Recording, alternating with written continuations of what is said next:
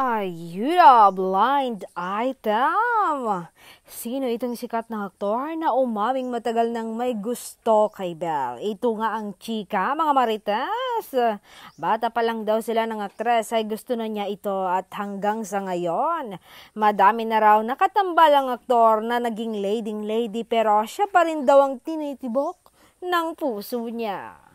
Wala daw nakapagpabihag ng puso niya kundi ang iyang aktres at pinapangarap niya raw ito na hindi lang makatrabaho kundi inaasam niya ring maging lady ito. Oh my God, Sinich Itay! Ano sa palagay niyo? Comment down below.